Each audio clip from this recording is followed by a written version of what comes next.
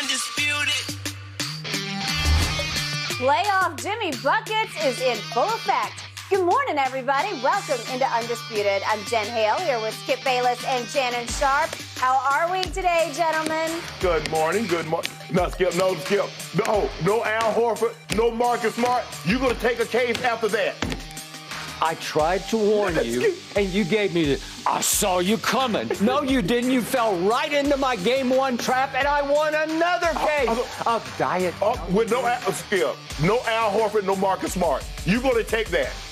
I don't have my starting point guard. The head of my snake is sitting on the bench in civvies. You said because of dietetic issues, it might be better served that he's not playing. All I know is it's 1-0 me over you. Thank you. Okay. So you're not going to rescind the bet? Heck no. Rescind the bet? After Al Horford and Marcus Smart is out. I don't have Kyle Lowry? Are you kidding? Really, Skip? Really? How long have they been playing without Kyle Lowry? It just doesn't matter. Okay. We got this. Okay. You gotta love playoff basketball. Let's jump right in, guys, because last night's game was especially great once the second half started. Heat took game one of the Eastern Conference Finals over the Celtics last night. Final score 118-107. Jimmy Butler in Miami pulled away in the third quarter, outscoring Boston 39-14. They never looked back. Shannon, what happened to your Celtics here? Well, they played the worst quarter of all season, Skip. The third quarter really did them in. They committed 11 fouls, 8 turnovers, 6 of those by Jason Tatum. The Heat shot 17 free throws, and the Celtics was 2 of 15 from the field. Give Miami credit. They came out in the third quarter with a sense of urgency. We know what they represent defensively. We know Heat culture, and Jimmy Butler. Jimmy Butler is he's a different. I've never seen anything like it. I don't know. Maybe some people that's been watching or following the NBA for 50 years have seen a guy that can elevate from the regular season to the postseason at a higher clip than what Jimmy Butler. I mean, the guy got 0 40-point games in the regular season with the Heat, and he has 5, and he has won each of the first 3 rounds of these playoffs. So for me, Skip, look, no Al Horford, no Marcus Smart. That information came out after the show. Marcus Smart is the facilitator. You put Jason Tatum in a really unfamiliar role. Yes, he can do it, but that's not the role that he's best served for. And you're talking about the defensive player of the year. You took that guy out, and because he was probably the guy that was going to start on Jimmy Butler. And I'm not saying Jimmy Butler wouldn't have had a good game, but I would like to think that he could have neutralized some of that. But Jimmy Butler, I mean, you get 41 points on 16 shots. He did a great job, and he does a great job of coaxing people into fouling. He gets you with that pump fake, Skip, and he gets them every time. And what happened last night with no Marcus Smart, you put Derek White and you put Pritchard. Pritchard playing 30 minutes. Udoka does not want Peyton Pritchard playing 30 minutes. But because Derek White was inefficient, wasn't playing very well, they put Pritchard in. And what did they do, Skip? They immediately start attacking him. They put him in the pick and roll, and he ends up on Jimmy Butler, and we know that's not a favorable matchup for the Celtics. Give them credit. Most fouls they committed all year in a quarter. The worst shooting quarter all season. Second most turnovers in a quarter. So when you combine all of that, you get 39-14, you take an 8-point lead, and all of a sudden it's flipped on its head, and you're down by 17. I thought they was going to be able to make a run late. They let them start the quarter on a 22-2 run, and then end the third quarter on an 11-0 run. And for all intents and purposes, yeah, they got a little close, but I didn't get the sense that, okay, the Celtics got a chance to come back in this game because every shot that they needed to make, Jimmy Butler made it. Skip, shot clock.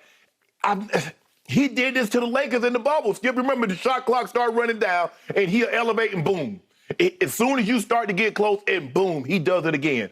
Gabe Vincent hit some big threes late in the ball game. They did a great job. I mean, when you get 10 blocks, 10 steals, and play as well as they played offensively, they're going to be tough to beat. But I'm undeterred. It was one game. They did protect home. Al Horford should be back, hopefully, by tomorrow night. I don't know if Marcus Smart's going to be back, but I want to give the Miami Heat credit. Yeah, Boston didn't play well, but I think that had more to do with Miami Heat and what they did in that third quarter in order to get themselves back into the ball game and get the lead as opposed to what the Celtics. But I know the Celtics will not play another quarter as bad as they played in the third quarter.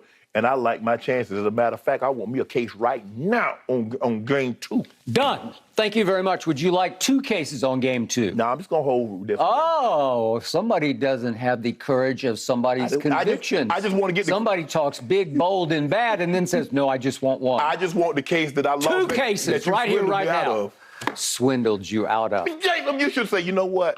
I can't. You know, Ernestine, I can't even feel comfortable taking a case off of him after Al Horford and Marcus Smart didn't play. That's what you should have said sitting with Ernestine, but you didn't. I would not allow Ernestine to sit in my room with me last night as I was watching the game. But Hazel did stay the whole time. And when she tried to exit with about 4 minutes left in the game to go see her mom in the living room, I said, "No, you have to stay here." The game was over. No, it was not over, because all of a sudden, Jaylen Brown went nuts at the end of the game. And then Pritchard hit one from Fort Lauderdale, right? and all of a sudden, it looked like it might be a game at the end. Yep. I'm going to remind you, your team was up 13 points. 13 points with 5:37 left in the second quarter. So I don't want to hear about Al Horford. I don't want to hear about Marcus Smart. I do want to hear about Kyle Lowry has a ring, and I don't have Kyle Lowry. Are the guys we talking about over there, those guys have any rings? No. To show they don't have any rings. My guy's got a ring. He is the starting point guard, and you just brought up Gabe Vincent. He played 34 minutes last night as the backup point guard, undrafted out of UC Santa Barbara. Do you love that? Yeah, and gave you 17 big points. Okay. Well, again, I'm relegated to a backup point guard. Oh, you relegated? Well, I am. Gabe Vincent, really. You relegated well, now. And Oladipo's trying to get his legs back underneath him after he had surgery on his torn quad, and he wasn't very good last night, was he? In fact, He was really not very, because he was 2 of 9. All right. I'm going to remind you that I have stuck with the Heat all through the playoffs, and the primary driving force reason I keep telling you is playoff Jimmy. I told you before. You said, well, he's a little overrated as far as regular season Jimmy goes to postseason Jimmy. But I've never seen anything like him either, to the point that he put up numbers last night in a Game 1 statement game at home, numbers unlike we've ever seen in the history of playoff basketball, because no one's ever had a stat line like 41 points with no three-pointers. He took 2 and missed both of them. How do you score 41 in this day and age and make no three-point shots, right? Right. He makes 17 of 18 free throws. You know how much I love free throws. That's clutching it up. He led his team in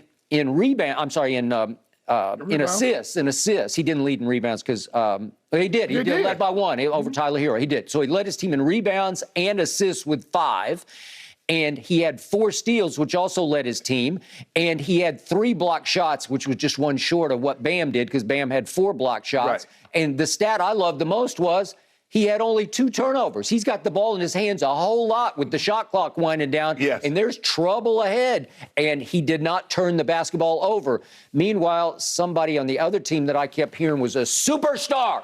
He has arrived. Jason Tatum has arrived. He's the best player on the floor.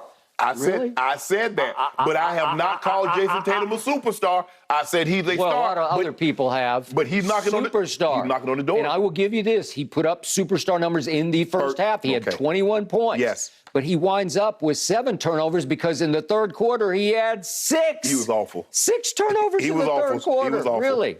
So in the second half, Jason Tatum, after a superstar first half, goes 1 of 7. Mm-hmm. He goes 1 of 5 from 3. He scores a grand total of 8 points in the second half with 6 total turnovers in the second half.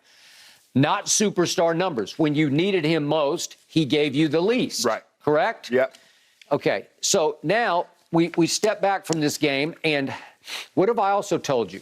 The Milwaukee Bucks made a big mistake not doing everything in their power to keep P.J. Tucker, because he's guts and glue. He has winning playoff intangibles. He does. And for a while, I thought I was sunk, because when they fell behind by 13, all of a sudden I look up and PJ is limping off the floor. It was kind of a weird play where he just kind of turned his foot wrong, and I guess his left ankle got tweaked a little bit. Right. He limped to the locker room, but then he ran back onto the floor for the second half, and you know what happened. Right. I believe the Heat were inspired by a PJ Tucker who plays as hard as anybody going in basketball right now, even at an advanced age. He's up in LeBron's age range. Mm-hmm. he still plays his tail off, especially on the defensive end. But when you need him to hit that big corner three, he will stroke it and he will swish it. And here we go with an inspired Miami Heat, and it was night and day in the second half because, again, as Udoka said after the game, it was their physicality, the force they played with. They just came out and said, we want this worse than you want it. Skip, a lot of times you would think they would make the adjustments because you see the way they're calling the game. They're letting us get up into people. And so Udoka's saying, okay, well, you see how they do it. We shouldn't have to wait till the next game to make this adjustment because we're not going to have these same officials. Yep. They might not officiate the game like the game one officials officiated the game. So, hey, let's push up into them like they're pushing up into us. But, Skip, I believe the guy that really saved the Heat in the first half was Tyler Hero. Skip, he came in that first quarter. They were bad, and he started bombing threes. He started getting to the basket. He did the exact same thing in the second quarter. He had 15 big points in the first half. But they were just hanging on for dear life. Yeah, I thought it was teetering. Skip, I thought that you said they had a 13-point lead. I thought that thing was about to go to 20 through 2, and 23. By the way, Tyler Hero just vanished in the second half. He did. Didn't have any, but it didn't matter because playoff Jimmy took the game over. Yes. So I want to drive this point home. 5:37 left in the second quarter. Your team is up 13 points. I look up, and thanks to Tyler Hero's only 3 points of the second half, which were 3 free throws off getting fouled on a 3-point shot. Right. He makes 3 free throws, and with 10:45